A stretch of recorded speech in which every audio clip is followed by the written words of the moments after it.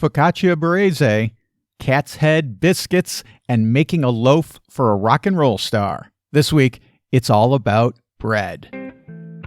Traveling the world to bring you delicious dishes, tasty beverages, and interesting experiences. This is the Destination Eat Drink Podcast on the Radio Misfits Podcast Network. I'm Brent Peterson. Welcome to Destination Eat Drink, the travel podcast for foodies.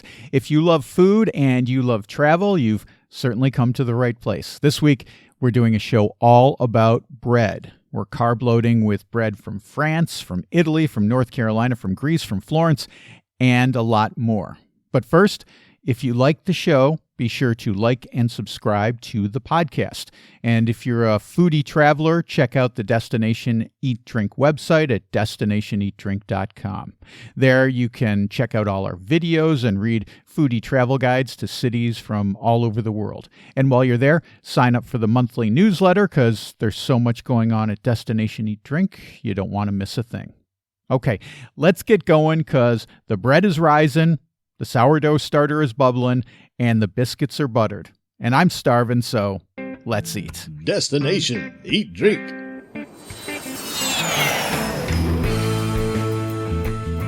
Konstantin Kalfakakos is a foodie tour guide for culinary backstreets in Athens, Greece. He tells me about a bread that is both eaten by revelers late at night and for breakfast by Athenians. Well, koulouri, it's a ring-shaped bread that is slightly sweet. They add a pinch of sugar in the dough and bake it covered with sesame seeds. The Turkish version of this item, as we were living together with the Ottomans for 400 years, we have many things in common. The Turkish version is the simit, but most of the times the Turkish simit comes dipped in grape molasses and the sesame is roasted. The Greek koulouri is plain and the sesame only baked. So it's a lighter version of the Turkish simit. And in the municipality of Athens, about 80% of the street vendors take it from the same bakery, which is open 24/7. And guess what? That makes it a good choice for the drunk people to have it as comfort food. Right. After a night of drinking, you got to get some carbs and some bread into your stomach to soak all that stuff up. And Athens people have it in the morning too, I understand. Is that correct? Exactly. All the kiosks that they sell this item in the city center are yellow colored. So Athenians can easily spot out a koulouri corner, grab one on the way to work and keep them alive till the big lunch break or decent lunch break and huge dinner. Kate Pearson has been a rock and roll icon for over 40 years. She's currently with her band, the B-52s, on their farewell tour and tells me about baking pies, canning, and making bread for fellow B-52 Fred Schneider with her wife, Monica. Oh, yeah. Monica's a really amazing cook, and she just made this beautiful loaf of bread yesterday, and she baked this bread and put an F. She put this F on the top of it and sent it to Fred. Great. But Fred was looking at Facebook, and we were texting, and he said, send me some bread. So she made a big loaf for him. Oh, nice. Fred once enticed me when we lived in Mayapack. Was like, it's really, really great for your health, to eat bread with olive oil. It's really good for you. So for about a week, he and I were eating bread and olive oil, and then, I'd gained 5 pounds in a day and had to cut that habit out. But now, we're in quarantine and she's baking all this bread and she's making crackers and she has a sourdough starter that she ordered online, but it's this old, it's from the Oregon Trail. Oh, wow. So it was brought across the country and people, kept the mother going and it's bubbling. She's always like, look at this. And she shows me this bubbling, sourdough starter. But I used to, when I lived in Georgia, I used to cook. I used to be a good cook and I used to bake bread and I used to make pies and I did a lot of canning. But I'm just she's such a good cook. I'll be the stew chef. Jess Timmons is a British expat from Liverpool living in Paris and giving food tours. She tells me about how to find the best bread in Paris. So we've got a little law in France. When it says boulangerie on the outside of the bakery, it means that they're baking the bread on the premises. So when it doesn't say boulangerie, generally they're baking it somewhere else and just driving it in, which means you're not going to get anything still warm from the oven, which is always what you're looking for, isn't it? We're seeing at the moment in kind of in Parisian boulangerie, so in Parisian bakeries, more and more of miche. So miche is this traditional way of making bread, which is in a big round loaf as opposed to in a baguette. And so when you see these breads, they're generally made in the same way that a sourdough is made, so with a natural starter. And that is, I mean, if you see someone that's doing kind of the big round breads, it's always a sign that they're a little bit more invested in kind of the heritage traditions and in making bread absolute from scratch with no added nutrients. So one thing that I do is I have a little look around the boulangerie, of course, making sure it says boulangerie on the outside first. And if they've got different types of bread, not just the baguette, then I'll trust them a little bit more. Tony Mazzaglia is a foodie tour guide and owner of Taste Florence Food Tours. She tells me what makes bread from Tuscany so unique and tells me about a delicious soup made with that bread. And why are we making soup with bread? Because the bread of most of Tuscany, especially Florence, does not have salt in it. And this goes back to there's historic reasons and taxation and things like that. But now they can afford the salt, but they don't want it in their bread. They think that the unsalted bread is fantastic. And then it goes stale after about 5 minutes. So you end up with a lot of bread, and hence all these recipes we have with leftover bread. Panzanella, ribollita, papa al pomodoro, all these different bread recipes, right? And the biggie, though, is the ribollita, because you have usually the general ingredients are going to be your base of carrot, celery, onion, and then cannellini beans. And, of course, the kale I mentioned earlier. Some people will use other greens like chicory or things with like a thicker stalk. It depends because you find it all over Tuscany. But in Florence, I find it to be made with kale, the beans. It's not too solid. It's not too liquidy. But what's happening is you're making a broth. You're adding it, and you've got the beans and the kale. And then what gives it all the body, though, is you're putting your leftover bread in there. And it soaks up all the liquid. So when you first make it, you've just kind of got this kind of stale-ish bread and all this other stuff. It hasn't really come together yet, but then when you reboil it, so generally speaking, the next day it's better because you reboil it. Yeah. Hence why you call it ribollita. And it's really good with some, high-quality Tuscan. I mean, it could be from other places, but since we're in Tuscany, high-quality Tuscan oil, a little dash of pepper, and if you want to put cheese on it, you can, but we tend to put oil on our soup here when we have good oil. Katie Quinn is an award-winning food writer, and she tells me about traveling with sourdough starter in her airline carry-on.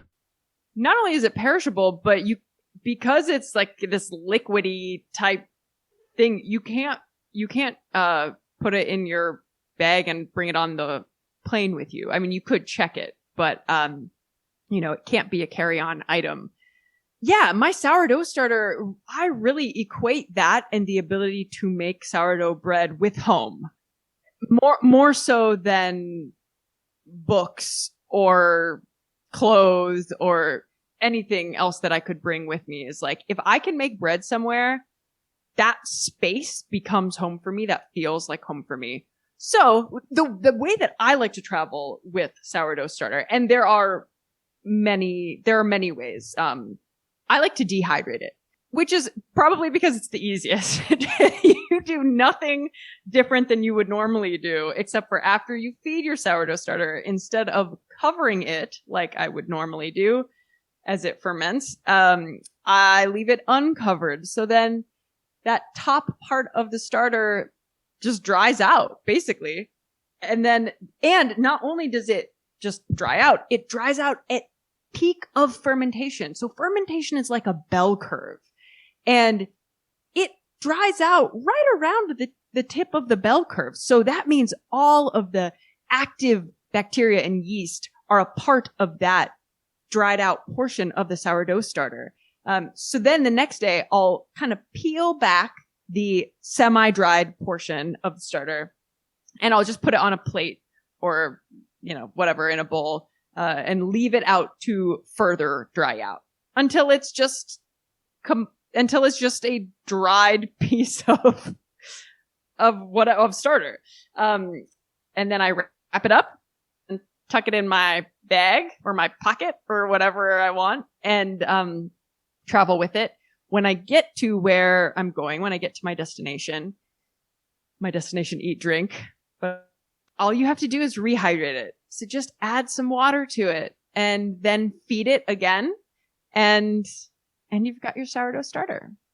Here's more of my conversation with Katie Quinn, this time talking about the focaccia from Bari, Italy. Nothing against focaccia other places in Italy.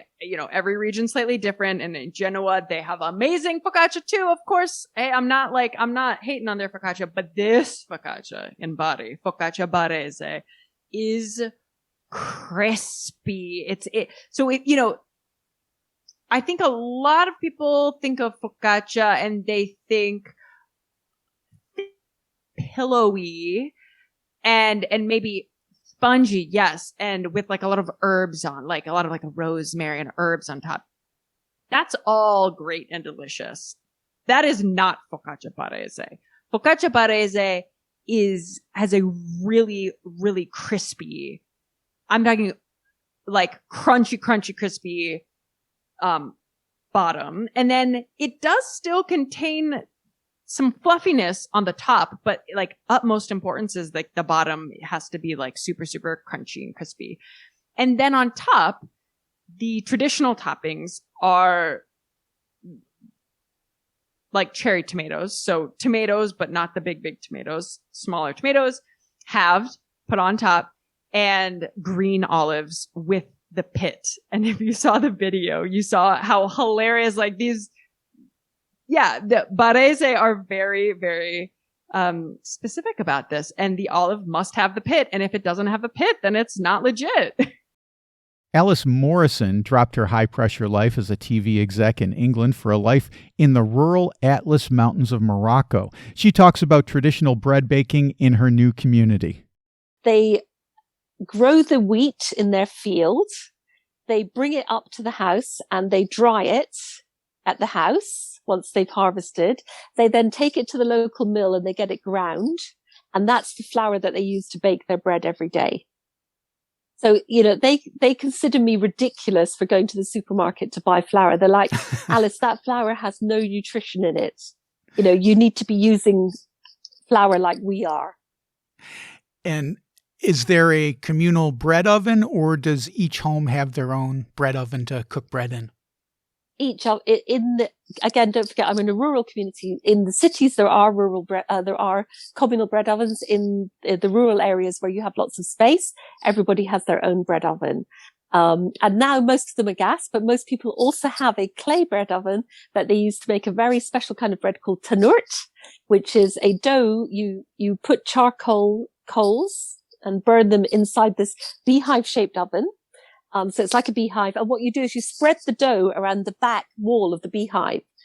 So like a big round splodge against the back wall. And then you brick up the door until it's ready. And then you take the bricks off, you peel the bread off, and it's crunchy on the outside and soft on the inside.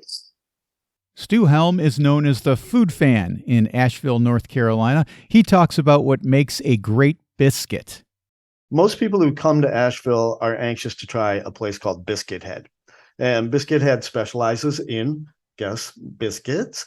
And Yes. They do something called cat head biscuits, which being from up north, I had never heard of those. They are hilariously named cat head biscuits because they are about the size of a cat's head.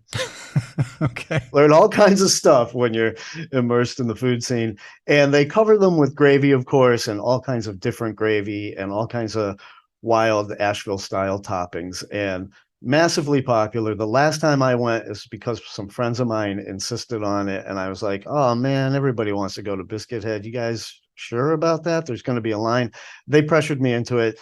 I acquiesced. I'm so glad I did. It was so great. So I still love Biscuit Head. And I say that because in Asheville, when things get popular, people start talking smack about them. But I love Biscuit Head, and I can tell you secretly that I know Asheville loves them too, because they are the number one thing to be delivered on a Saturday or Sunday morning in Asheville. Oh, perfect. Before I let you go on, I just wanted to ask you about biscuits because we're in the South, I don't know, the Mid-South, I guess, in Asheville, and biscuits are everywhere. And I wanted to ask you, Stu, what is it that makes a really good biscuit? I mean, there's good biscuits, there's bad biscuits, but what do you see being the differentiating factor when you're going out looking for a biscuit? All right. Well, that's a great question, especially around here. And people can debate me on this all they want. I love to debate on food preferences. But to me, a great biscuit has to, number one, be buttery. If it ain't already buttery before you put butter on it, it's already losing the fight. It needs to be a little crispy on top. If it doesn't have some sort of crisp or crunch to the top of it, again, it's not a great biscuit. And some biscuits you get need to be warmed up and then they get crispy on the top. Like I order biscuits in bulk sometimes and I don't get to eat them when they're fresh. I heat them up later. But if they reconstitute, that's a great biscuit. Also, it should kind of come apart in two pieces. It should have sort of a dividing line right in the middle. It should fluff up big and have a dividing line, and it should be very easy to pull it apart. And inside it should be somewhat layered, like not like layered the way a croissant is, but there should be layers to the content. And of course it should be fluffy and have some, there should be some there. You don't want it to be too fluffy. You want to have some substance, but it should be nice and soft inside. And those are my biscuit criteria. Nobody's ever asked me before, Brent. I think those are good criteria, Stu. I would agree with you wholeheartedly. It's nothing is worse than getting a dry, crumbly biscuit. That's just biscuit disappointment right there. Andrew Pryor is a foodie tour guide in France, and we talk about the importance of butter in making croissants. You mentioned pastries, and I'm wondering, do they use this butter in croissants? Because I think the butter makes a big difference, and you tell me about it, and then I'll tell you why I think it makes or my experience with it making such a big difference. So it is. So they definitely use it in croissants. It is the now I'm not an expert on this. I just go by what I've been told, and from what I understand, it is the level of water and fat content that's in the butter from this region, that makes it so good for pastries and so good for croissants. I don't know if you know or not, but there actually is two different types of just your normal croissant here in France. So there's one that's with butter, and there's one, they call that a croissant avec beurre, depending on where you are. And there's one that's actually with margarine. Oh, okay. Yeah, so margarine was invented not by Napoleon, but for Napoleon. He wanted something that would last the long trip. They obviously didn't have, fridges and things like that, and he wanted something that was going to last the trip for people going into Russia, the soldiers going over to Russia during his war. So he tasked them with making margarine. Another thought on that is that he had it made because people used to use butter on their faces. The poor did, to insulate themselves when it was cold. Oh, wow. After he found that out, apparently, another story is that after he found that out, he did not want to eat butter anymore, so he had to come up with a substitute. So, I prefer the war story. I don't often prefer war stories, but on this one I'll go with that.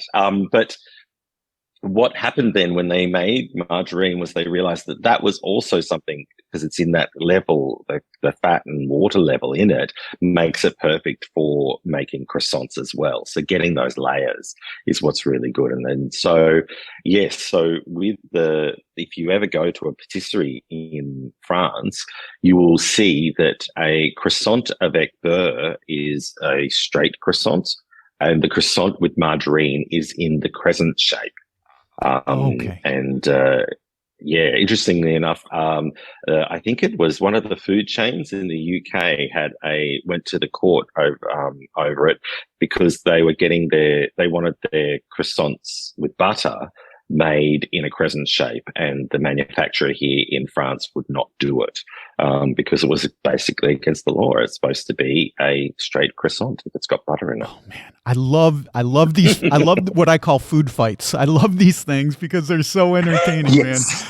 man. The thing I wanted to bring up about croissants is when we moved to Portugal, I was very excited to find croissants in the local bakeries. And the Portuguese, everyone knows, the Portuguese also make wonderful pastries. So I'm not telling this story in order to slag off on the Portuguese because I talk about their pastries all the time and I love them. However, I have been less than enthralled with the croissants made here in Portugal. And my theory is, and you know, this could just be another one of my crackpot theories. I have a bunch of them. This could be because the butter does not have the fat and water content, because the Portuguese croissants are less flaky and have less rise to them. In other words, there's less air between each layer. And the Portuguese seem to like them, so God bless them, let them love them. For me, I prefer the French ones, and a place just opened in our town that imports French croissants, and now that's where I go to get my croissants in Portugal. So anyway, Brent, it is absolutely that, Brent. And you know, I think it goes with that saying, the French saying of terroir. You know, the terroir in butter is that, you know, it's what the cows eat that gives you the taste and the product at the end. So, you know, that's why you get a different butter. The butter that comes from Normandy or Brittany, those lovely cows, they're eating, you know, daffodils and all of these sort of things in those rolling green hills. It's just amazing. So, you know, that's the butter that you get that you can just have. I stop eating cheese whenever we have a cheese platter.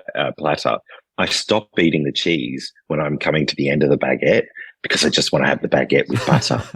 Perfect. So absolutely, it makes a difference, but it's not quite the same when you have the butter here in Poitou-Charentes, but you put that Poitou-Charentes butter in pastry and it works perfectly. Being Australian, when I was in Australia, I did food tours in Australia, and I had a French food tour, an all-day French food tour. It took me 3.5 months to research it. I tried over 50 different croissants in the research for that. And the one that came the closest to being what I'd had here in France was one that was using butter that was imported from France. There you go. So, you know, yeah, there's something in that. Okay. All gluten all the time. It was great revisiting all those conversations about bread, some of them going back a few years. So if you're new to the show and you want to listen to the entire episode with any of my guests, I've got links in the show notes at radiomisfits.com/DED249. Well, that's it for this week. Next week, we are in Los Angeles for tacos and tortas, a monster food truck park, and hangover ramen. So don't miss that. Until then, get over to destinationeatdrink.com. I just posted a complete foodie travel guide to Braga, Portugal. It's a magical city filled with great food and the local Vinho Verde wine. You can get that at destinationeatdrink.com/Braga. That's BRAGA. I also just posted a video about Portugal's amazing Beniguil Cave, which is accessible only by water. You can see that by clicking on the video tab at destinationeatdrink.com or by going to the YouTube channel at Destination Eat Drink 946. Destination Eat Drink is distributed by the Radio Misfits Podcast Network and Ed Silla. Thanks, Ed. I'm Brent Peterson. I'll see you down the road. Join us next week for another culinary adventure on Destination Eat Drink, a presentation of the Radio Misfits Podcast Network.